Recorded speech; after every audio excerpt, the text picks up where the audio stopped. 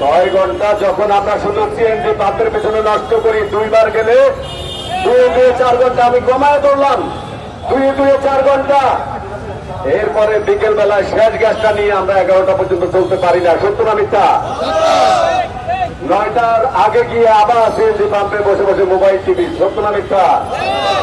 6 ঘন্টা আমাদের কত টাকার কর্মসময় নষ্ট হয়? একটু হিসেবটা বলবেন আমাকে, আমি হিসেব বুঝি না।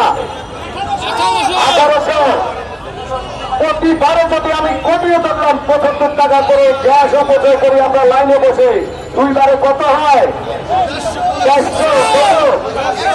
400 আর 1800 কত হচ্ছে? 1950 টাকা এক একজন শ্রমজীবী চালককে ক্ষতির সম্মুখীন হতে হচ্ছে এই গ্যাসের দাম বাড়ানোর জন্য। এই 1950 টাকা হলে আমাদের পরিবার হাসি মুখে চলতে পারে, আমাদের পরিবারের সন্তানদের খাবার বরণ পোষণ কোনো কিছুর অভাব হওয়ার কথা নয়। আজকে মাস শেষে বাসা ভাড়া দিতে না পেরে বাড়িওয়ালার কাছ থেকে শুনতে হয় বাসা ছেড়ে দেন, এমন বাড়িরা কি আছে?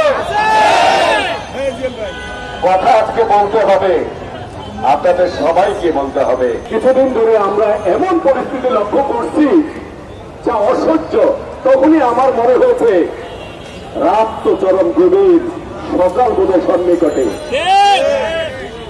কিন্তু আজকে এখানে এসে যদি বলতে পারতাম যান আজকে থেকে 24 ঘন্টা খোলা, আমারও ভালো লাগতো।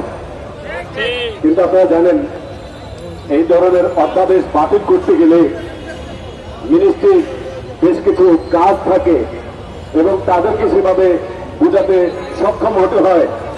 আরো বেশ কয়েক ধরনের অর্গানাইজেশন আছে, গ্রাহকদের বিভিন্ন অর্গানাইজেশন আছে, তারা সেখানে বেটু হয়ে দাঁড়াবে। আলহামদুলিল্লাহ আপনাদের সহযোগিতায় আমরা বোঝাতে সক্ষম হয়েছি আমাদের সমস্যা।